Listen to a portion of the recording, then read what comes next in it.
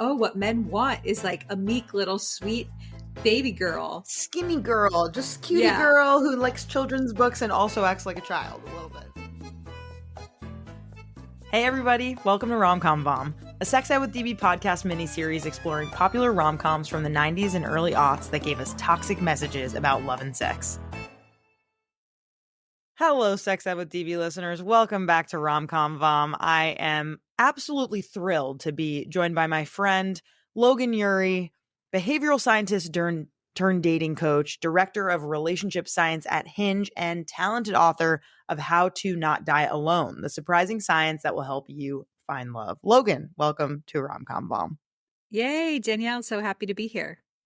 Yes. And last week's teaser was this. And I'm wondering if folks who are listening have already guessed this or have DM'd us on Instagram to tell us what they think we're talking about today. But this 90s NYC rom-com features two bookstore business rivals who unknowingly fall for each other via anonymous email exchanges. Very interesting. Today, drumroll, we're talking about You've Got Mail, an epic 90s NYC rom-com starring the amazing Meg Ryan and Tom Hanks. And we're just going to dive right in, Logan. We're going to do our segment as a kid. And so I want to know your personal history with You've Got Mail. Like, when did you first see this movie? What did you think about it as a kid? Did you feel like it kind of impacted the way that you saw any sort of communication and relationships? Yeah, so this movie came out the year after I got the internet. I remember I got the internet on Christmas Eve of 1997. What a gift to the world. And so I definitely was on AOL. All of the sounds of the movie in terms of, connecting to the internet, those are all familiar sounds of my childhood.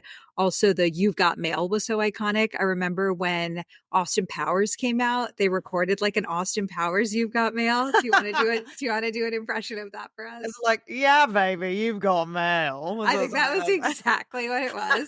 And so anyway, lots of memories of that. I remember seeing the trailer for the movie, and then I remember going to see it with my neighborhood friend, Chelsea Schulman, and her babysitter. So I did see the movie in theaters, and I really liked it and thought it was cute.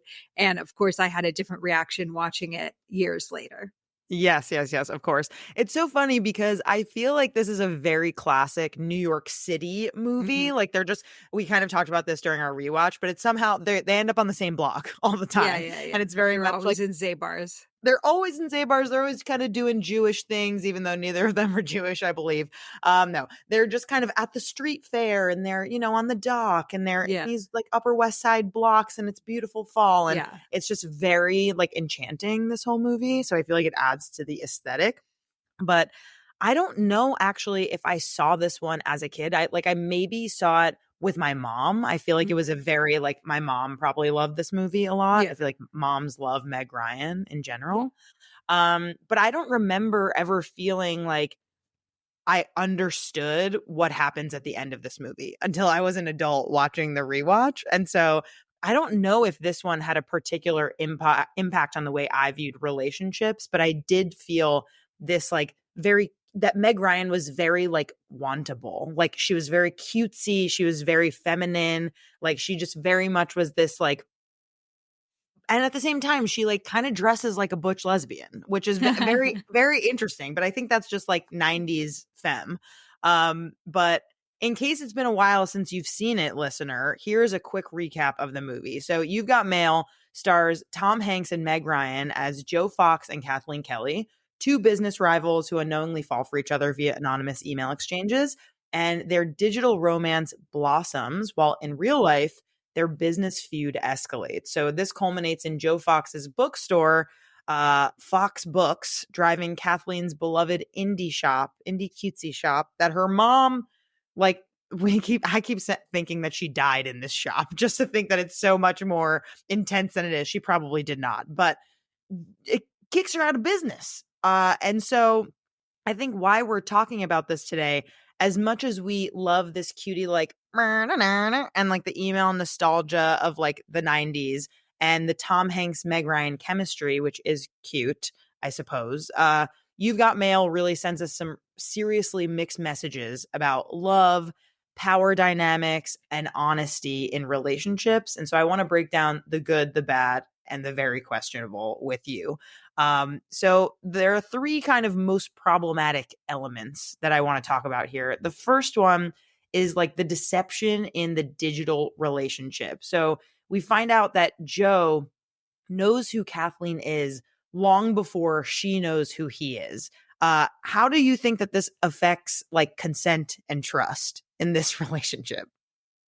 Yeah, I mean, just responding to a few things you said, I don't think it had a long-term impact on the way that I view relationships, but I think it did make me want to go to New York. Yes. Like at that stage, I'd never been to New York. And it is like, it's such a cliche, but it's like New York is the main character. New York is the love affair. So it definitely romanticizes New York.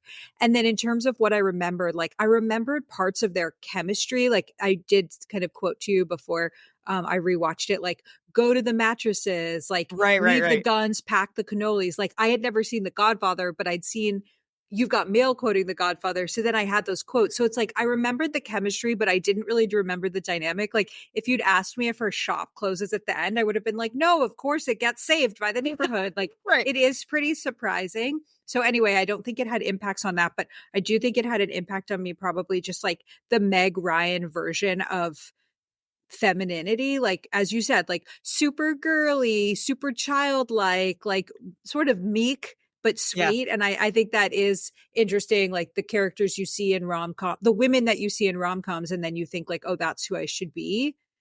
And like she almost reminded me of Carrie Bradshaw a little bit, like oh my goodness, like ooh, there's so much like like stomping her little feet, right? Like, which I don't really relate to Carrie. So anyway, I'm kind of taking this in my own direction, but yes, I do think that I bet it did have an impact on me on like terms of like heterosexual dating. Like, oh, what men want is like a meek little sweet baby girl, skinny girl, just cutie girl who likes children's books and also acts like a child a little bit, right? And like I probably went out and bought pomade or whatever that stuff's called for your hair, like, she has to make it like slick against the forehead. She definitely had a look. But yes, in terms of the deception and dishonesty, like I think that their emails back and forth are really sweet, and it's written by Nora Ephron. It obviously has very nice writing in it. Like I think that's like a very strong element of the movie and something that makes it great. But you're right, like once he figures out who she is and then he keeps going with it, not only is that deceptive, but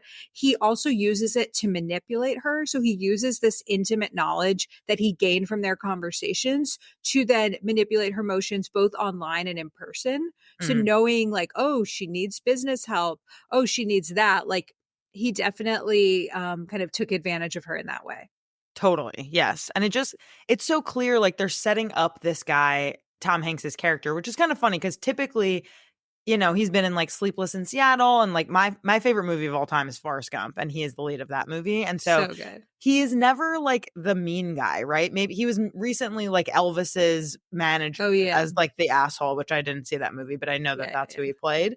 And in this movie, he's very much like a shark who like doesn't really give a shit. His dad and his grandpa, we'll get into these dynamics at some point, but his dad and his grandpa are like marrying these younger women and having kids in like their 70s and 80s, which is so insane and questionable and funny.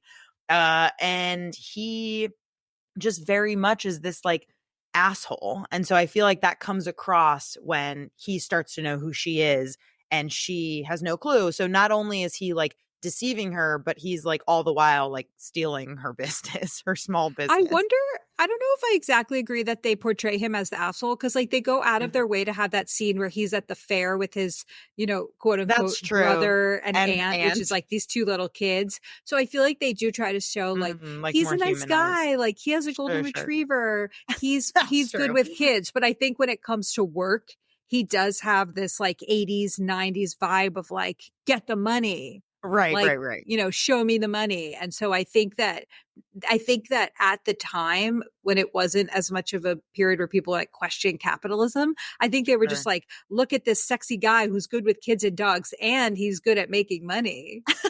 Right. But do you find Tom Hanks sexy? Like, I don't. I don't think he's sexy, but like clearly he's been cast in a lot of rom-coms. So like other people do at the time. I think that he has a charm. I think he feels safe. I think he's really funny. I think he has like a masculinity in the movie that people might be attracted to just in terms of his like success and aggression. I think people might be drawn to that. No, I don't ever think of him as a sex symbol or crush, but like definitely the chemistry that they have and the playfulness. And he's also does like really good physical comedy. I think he's very great in the movie. Totally. Yeah, I think you're right. In the fair, when he's kind of like hanging out with his aunt and his brother and he takes them to the bookshop, and like there is this kind of like fatherly like moment I think that he's having, which is nice. I think that they're trying to tell you he would be a good dad. He's nice enough for her. Oh no, this insurmountable problem came up. What are we going to do? Right. But you're right. He's not above lying. Like he says, I'm Joe, just call me Joe. Like he totally knows that if she knew who he was, she wouldn't like him. So yeah, he does like deceptive behaviors that we're supposed to think are very cute. Yes. And this kind of goes to the power imbalances here. So like Joe's like corporate power versus Kathleen's small little beautiful business and the struggle, right? And so I'm wondering, as a dating coach in particular, right? Like what does this kind of say about the possible power imbalance in their romance? Like eventually when they, do figure out who each other is, like where do we go from there once we know this power imbalance exists?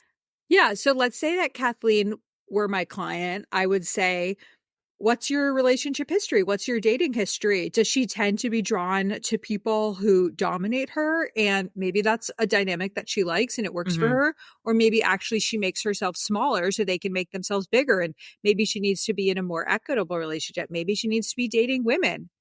Whoa. Who knows? And so I think I would really want to start by going deep with her and really understanding like, who are you? Who are you in your life right now? What are you looking for?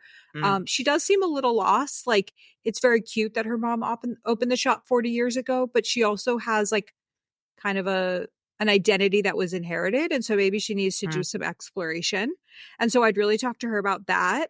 And then for Joe, I would talk to him about the lessons that he learned from his dad and grandfather. So like, as we've been alluding to, his dad has a 4-year-old son and his grandfather has something like a 7 or 8-year-old daughter. And so like he has these lessons of like women are disposable. There's a scene with his dad on the boat where they talk about all the women that his dad has been with, who many of them were his nannies or his teachers. And so he also has inherited a lot of negative scripts around relationships and dating. So I would talk to them about that. And then with her, I might say, what side of you does this bring out? And so in some ways, in terms of the digital communication, he brings out a great side of her. She does write. She's like writing, and she says that the emails helped her write for the first time in a long time, which leads maybe to a children's book. He brings out a side of her where he's really interested in what she has to say versus like her other boyfriend at the time who just kind of like talks over her and is very domineering and kind of a iconoclast, someone like that. And then I'd really help them understand like, okay, you had this like crazy thing that happened. How do you feel about the deception? How do you feel about how he showed up? And what would you need to regain trust in order to feel safe in this relationship? Calling all couples who are feeling like your relationship, especially the sexual connection, has lost its spark is just so, or maybe you're feeling stuck or in a rut. Wah, wah, wah. Well, first off, you are completely normal and not alone. This is super common in long-term relationships. Second, there's hope. Maybe you've thought about seeking out support from a coach or therapist, but for whatever reason, aren't feeling ready to take that leap. Never fear, Shameless Sex is here. The book, I mean.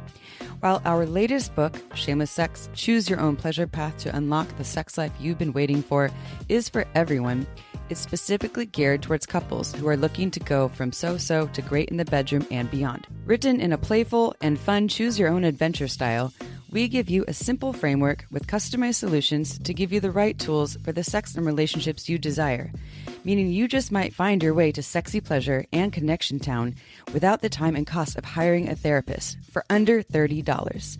Plus, buying the book supports us and shows us you love us, so that's a bonus too. Testimonials are coming in left and right as to how this book helped people just like you create or recreate the sex life of their dreams. And you can too. Grab your hardcover copy or audio version now at shamelesssex.com. It is funny how, like, yeah, the idea of like inheriting kind of these scripts from our families and from other relationships that we're seeing.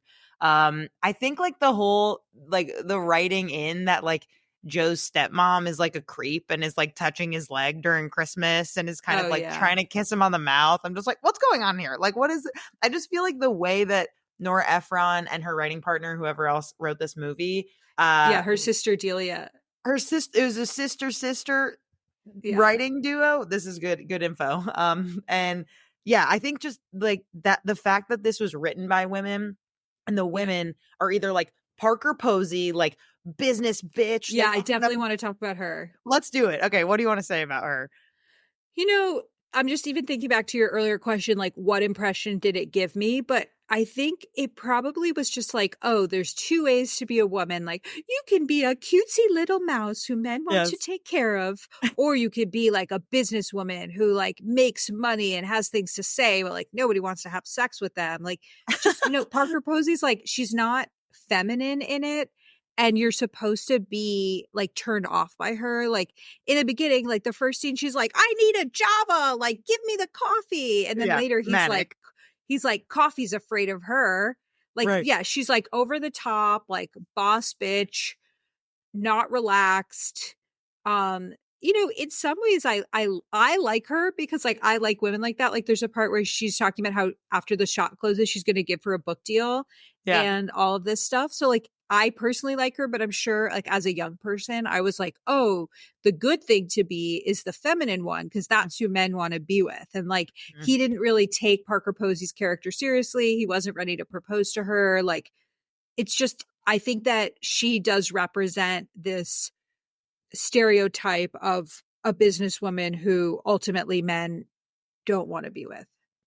Right. And the power question here is really interesting because she kind of matches Joe's power dynamic here. They're both like very domineering, very dominant, top of their field. Like I don't know like exactly, but it kind of felt like by the way that she said her name was that she also is this like famous name. Like maybe comes from publishing. Yeah, you're right. And so it feels like they're very much like made for each other in that way, but there's like zero chemistry between them. Like we barely even see them kiss. And it's kind of the same thing between Greg Kinnear's character, Frank, and Meg Ryan's character, Kathleen. Like they are kind of dating. And I mean, I think speaking of power, I really want to talk about now the conversation that they have as the breakup, Frank and Kathleen. Do you have any immediate, maybe I'll describe it first and then I'm curious to hear your thoughts. So for those of you who haven't seen it, Frank who's played by Greg Kinnear, and Kathleen are in a relationship, and that you could tell that like they're not real. She's not really that into him. Like obviously at the beginning of the movie, like each of these people are waiting for their partners to leave so that they can get back on AOL and send an email to who they really want to send an email to, which is each other. And so there's a scene where Greg Kinnear's character and Meg Ryan's character, they go to the movies, and Kathleen is like, I didn't vote. And so like, I'm going to stick it to you because he's this kind of self-righteous, like political person who's a writer, who's obsessed with his typewriter and all of these things. And they end up getting a glass of wine, and he's kind of in the process of breaking up with her. And she's like, oh, you don't love me? And he's like, no, I don't. And she's like, well, I don't either. And they kind of have this like moment of true honesty together. And I feel like it was very sweet and sincere and authentic, and just a really interesting way to view a breakup scene. So I'm curious to get your thoughts on that. Yeah, I think when we were watching it together, you said it was refreshing, and I think that's the perfect word for it. It's not really the kind of breakup scene that you normally see, because if you're writing a breakup scene for drama, you're going to talk about one person being left behind and one person being disappointed and the heartbreak. But like that wasn't the scenario. It was just like two people who in some ways matched, but in other ways didn't, basically being like, we're both not into this, and having the confidence and even like abundance mindset to say like, okay, we'll be with other people. Like they didn't seem that stressed, and they weren't really, it was just like a pretty low key conversation. It was like, I've fallen out of love with you. I've fallen out of love with you too. You're a wonderful person, wishing you the best. And you don't see that many relationships like that. Honestly, like what I would say is that once people have kids and once people are older, it does get a lot harder, because I think that there is a stereotype that like the woman will have a much harder time finding love again.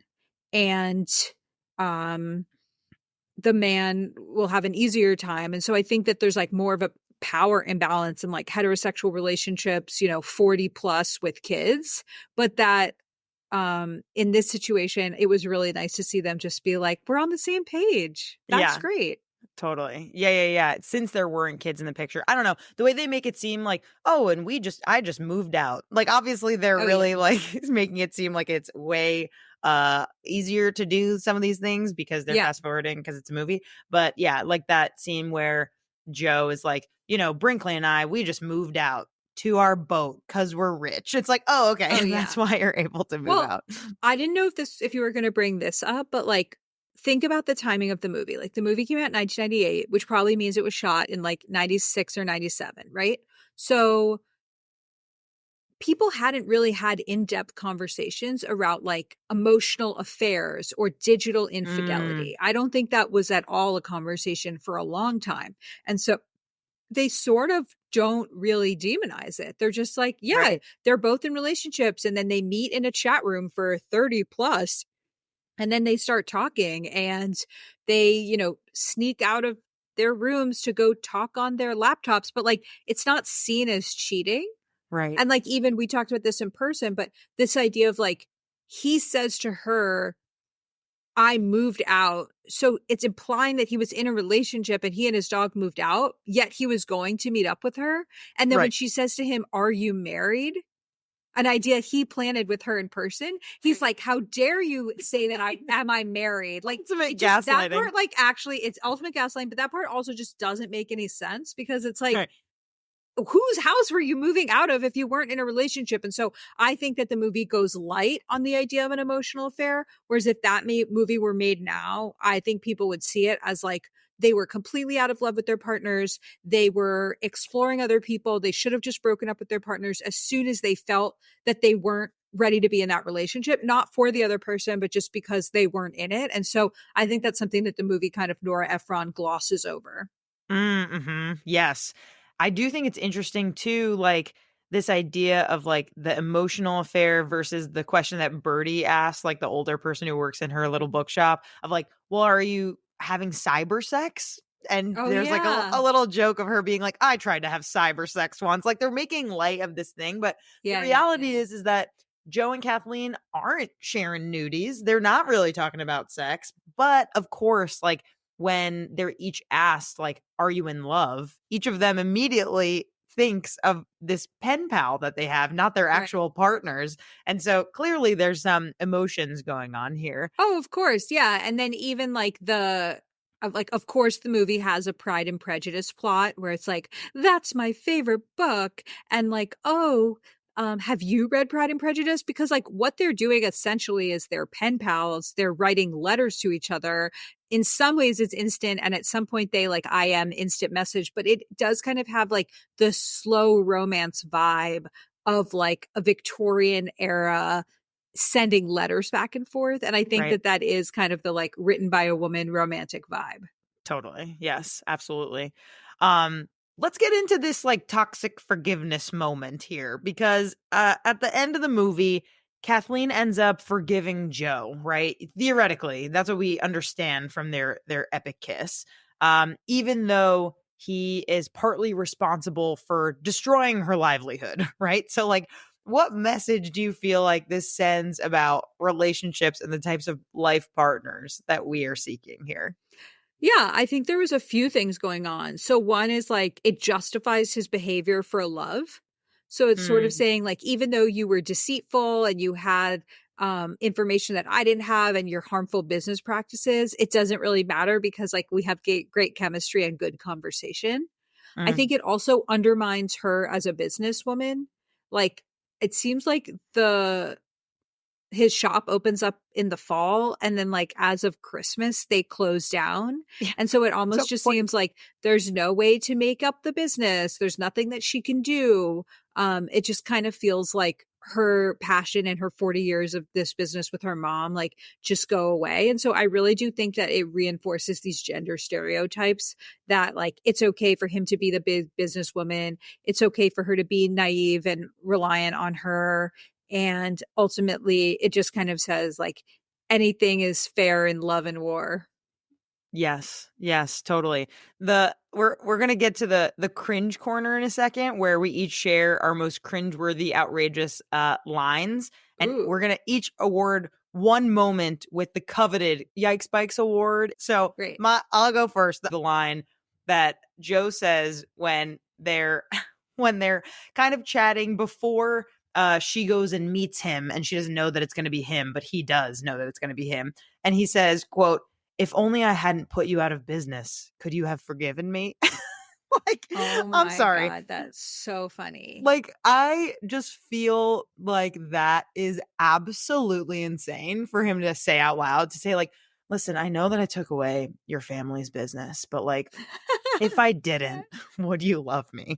And it's like, we know he's rich. It's very easy for him, and even Nora Ephron, to have written in at the end, like 2 months later, that they they reopened the bookstore or something, but he didn't do that. Right, so like, right. I think that is my golden facepalm award. I'm curious if there is a line or a moment that you would Yours award. is great. I didn't write down a specific quote, but there was the scene where she's waiting for him at the coffee shop, or she's waiting for her pen pal, and she's feeling very vulnerable. Like, she's wearing her little sweater set. She's holding her book, which has a rose on it. Yeah. And he comes over, and like, she's already feeling vulnerable. Her date didn't show up. And then he sits down across from her. He's clearly making her uncomfortable. He orders something when she says he's not staying. Then he sits behind her. Like, he's basically harassing her. Right. And so I think just this moment of like her not really being able to create a boundary with him, and him knowing that the guy's not going to show up because he is the guy, just kind of taking advantage of her in that situation. Yes. Oh my gosh. And then she's like, "Please leave. I beg you." And you think that he's actually going to leave, and then he just moves to the other chair. That kind of reminds me, just quickly, before we rate the movie and give our final thoughts, that entire scene where she's sick in her apartment, right? Oh yeah. Awful. Like, oh my God. Okay. So she's sick in her apartment, and she's like, "Go away. Basically, I don't want to talk to you. Like, you're mean, and you're like basically on the way to steal my business." He gets in the door by someone else opening their key to their the apartment. And he goes and knocks on her door, kind of inserts himself open, but he has flowers. So because he has flowers, we're supposed to think like, oh, this is fine. Then he sits on her bed and then like tells her to shush and like puts his hand on her mouth. You're like, "Sir, please leave. Like, I'm sick." It's this whole trope of men should be chasing you, and you should be chased by them. And it's appropriate as long as they're bringing flowers, or as long as it's in the name of love, then the way that they treat you is A-okay. And I just think that whole scene was like indicative of that. I agree with your read on that scene. Like, I would say like the first 75% of the movie is really cute. And then the last 25%, you're just like, oh, this is how it ends. Right. Like, this is what happens. Her shop closes, and he like kind of harasses her. And so I think that scene is really problematic. And I'm glad that you're doing this series, because it is this thing where it's like, what are the messages that we've perceived? And one of them is toxic behavior that crosses boundaries is okay in the name of love, or toxic behavior that encroaches on your safety is okay, as long as the person is cute and charming and you wind up together. Yes, absolutely. Yes. And I agree with you. Like, on a general scale, like, all of these movies that we're talking about in this series, I like them. Like, I enjoy them. I like the movie too. Like, I think that rom-coms are such a sweet way to laugh and to connect and to dream and to fantasize. But I just think that it's so fascinating how we have to have internalized these messages, right? Like, there's no way from a vulnerable age, we're not having a critical eye on these things. And so it really is important for us to go back and do these rewatches as adults and like rewrite these scripts in a way. And so, okay, so I would like for you to rate the movie from 1 to 5 voms. We got 1, it's dated but mostly harmless. 5, full body cringe, aged like milk. What would you put this in?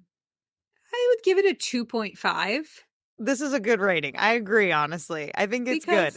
Yeah, it's like, I like the movie. I had fun watching it. I wasn't bored. The scenes are beautiful. Meg Ryan and Tom Hanks have great chemistry. It's well written. It's just like the portrayal of their power imbalance is pretty cringe and his boundary crossing is pretty cringe. Yeah. But I don't think, oh my goodness, like when I watched this movie, it like redefined how I thought about myself, which like maybe there are other movies that I did feel that way about. So yeah, I think kind of right in the middle. I think that's good. Yeah. I'll give it a 3 just because of how it ended. I think like it could have been very easy, like I said, to do something different. And I just wish that the final message wasn't like that it's okay that he took over her business.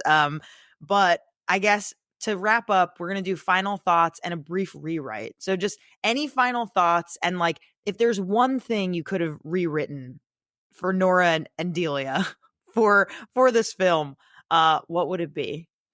Yeah, maybe the end would have her becoming a best-selling children's author. I think it's okay that the store closed because like I think maybe one of the messages they were trying to tell us was this was kind of her inherited identity. She didn't necessarily choose it, although she did seem very, very happy and loving doing her stuff. So maybe like you understand that she goes on to have like a big career as a children's book author. And like, it might have even been cool if she did work with Parker Posey.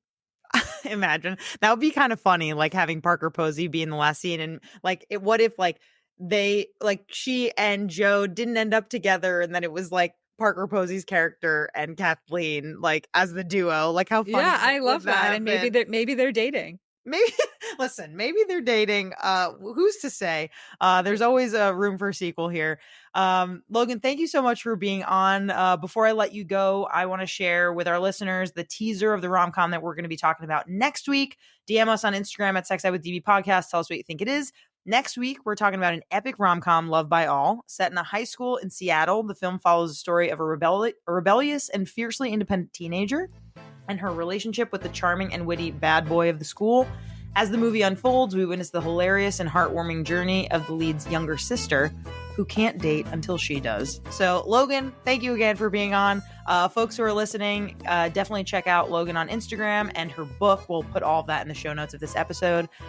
Logan, I really appreciate it. So nice to chat. Yeah, love to be here, and thanks for the opportunity to rewatch You've Got Mail.